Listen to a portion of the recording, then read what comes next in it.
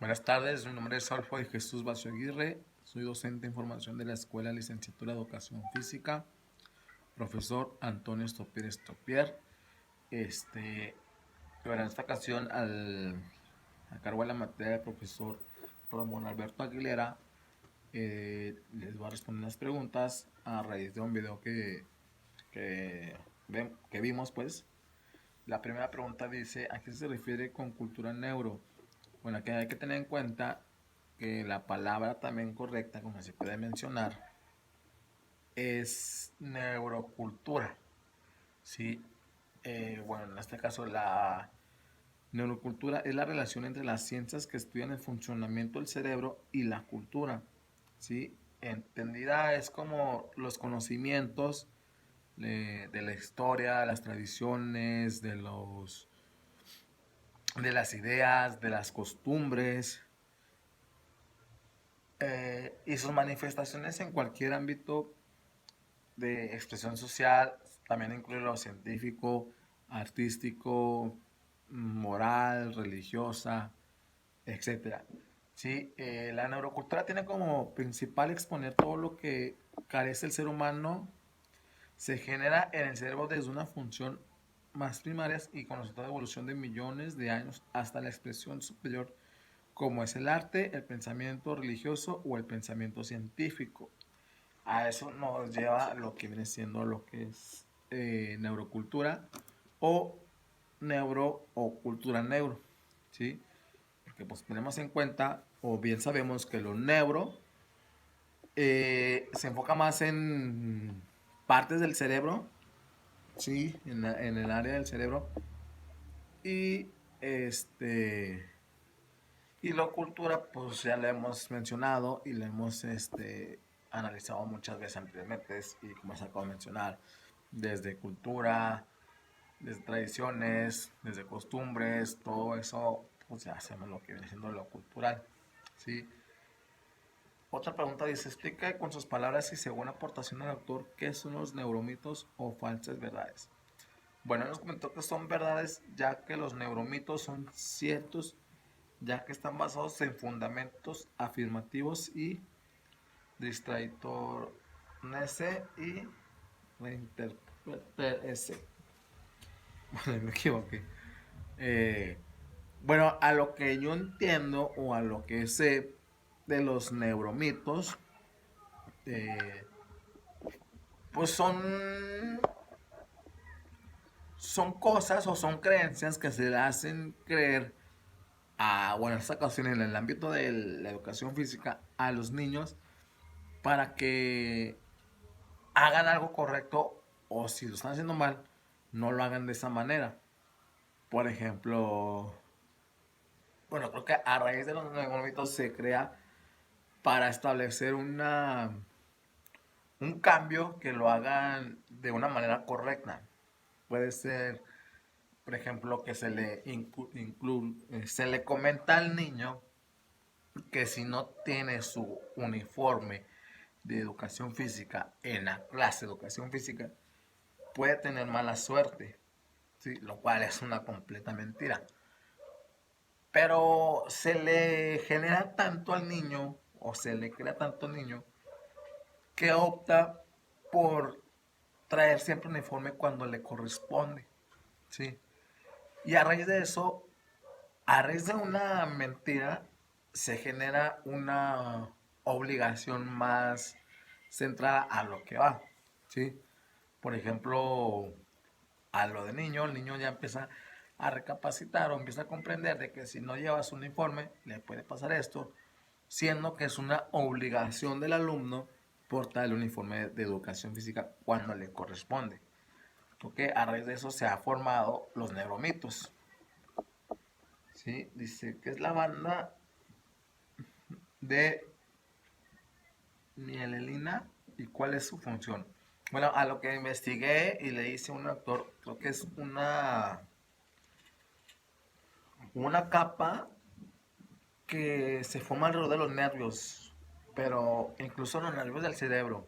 O sea, investigué un poco más sobre eso y se forma como un tipo protector, pero en cualquier parte del cuerpo donde haya nervios, esa capa se forma. ¿Sí? Y otra pregunta dice, ¿cuál es el centro de la neuroeducación? Bueno, lo que investigué, dice, la neuroeducación es un campo de actuación muy reciente. En, colaboran tanto educadores como neurocientíficos. Algo que no tiene mucho de haberse creado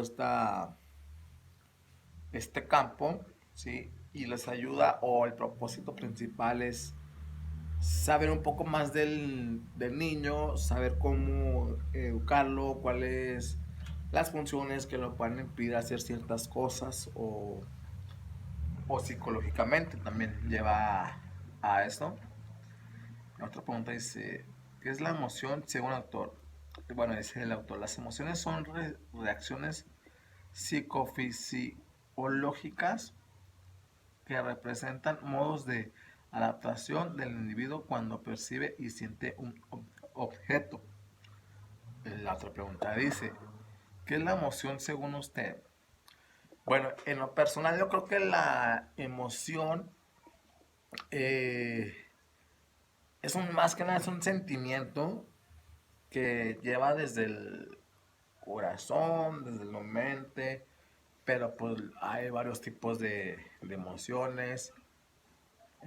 Por ejemplo, un tipo de emoción de felicidad puede ser cuando ganan una final, el alumno, los niños, y genera un tipo de emoción en el corazón, felicidad, incluso genera llanto en algunas ocasiones, pero de felicidad. Pero es muy interesante porque también hay emociones de tristeza, que es cuando por ejemplo, un ejemplo que le comentan al niño que su, no sé, familiar falleció, que él, era muy querido por el niño, le comentan que falleció, es el uno pues reciente y siente un poco más dolor en el corazón, porque está comprobado científicamente que así sucede. De tristeza eh, perjudica al corazón y perjudica emocionalmente al niño, y también genera un tipo de llanto, ¿sí? Pero ahora el llanto es de tristeza y no de felicidad, pues entonces conlleva esas dos reacciones de lo que es la emoción, ¿sí? Y pues hasta aquí el video.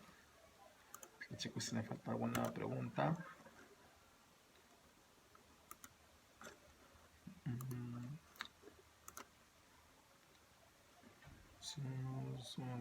¿Cuál es el centro de educación? ¿Cuál es la organización? Ah, sí, me falta otra pregunta. Dice esta pregunta, se me pasó, disculpa. Dice, ¿qué dice la neurociencia ante el neuromito que los niños deben de aprender a leer a los 4 o 5 años de edad? Explica por qué será apto que este proceso fuera entre los 6 o 7 años de vida.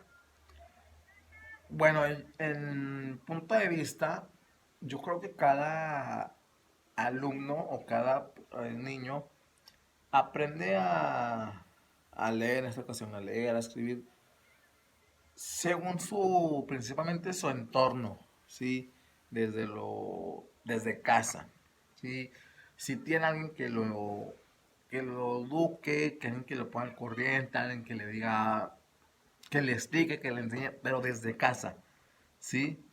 Después vamos a la escuela y también depende mucho de su ámbito social, incluso de los maestros que le sepan explicar, le sepan enseñar y sobre todo tengan paciencia, porque muchos profesores quieren que los niños ya hayan aprendido a escribir o a leer desde el otro grado que vienen cursando. Sí, un ejemplo, vienen de tercero. Según ellos, ya piensa que vienen de tercero porque tienen la mejor maestra, el mejor maestro. Ya deben aprender o ya deben de tener un poco más de conocimiento de lo que es escribir y leer.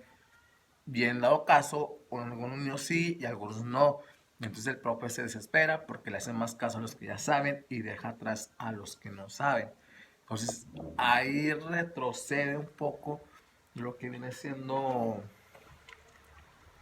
pues sí, que el niño aprenda o aprenda a leer y a escribir, ¿sí? Porque ahí ya hay un retroceso y le afecta igual en su cabecita, le afecta el que el profe lo subestime, le haga más caso a otros y hay un retroceso de aprendizaje. De que es relevante o, o es conveniente de que aprendan a leer entre los 4 o 5 años, puede que sí, sí es cierto. Ahí te va por qué. Porque está comprobado que en esa edad, si mal no recuerdo, se, se le graba más al niño las cosas, entiende mejor las cosas, ¿sí? Él ya va aprendiendo mejor, como una esponja, empieza a absorber todo su conocimiento, pero va dependiendo de cuánto atención le pongamos o cuánta emoción le ponga el niño en aprender a leer o a escribir, ¿sí? Entonces, por una parte yo creo que sí es conveniente enseñarlos más que nada a leer y a escribir en esa edad, pero digo, va dependiendo desde la educación, desde el entorno en el que se rodea, desde su casa. Si el niño nunca le han enseñado, le han tratado de enseñar o ciertas cosas, pues va a dificultarle más cosas. Pero si llega a esa edad y el niño tiene ganas de aprender a leer y a escribir, pues el niño si le pone ganas y si tiene un buen profe o algo, pues sí es muy lógico que él aprenda a leer y a escribir, o muy bien a leer y muy bien a escribir a esa edad, unos 4 o 5 años. Y creo que estas son todas las preguntas. Mm, sí, pues creo que esta es la pregunta. Y este fue la materia de deporte educativo, con el profesor Ramón Aguilera, de la materia de neurociencias 2.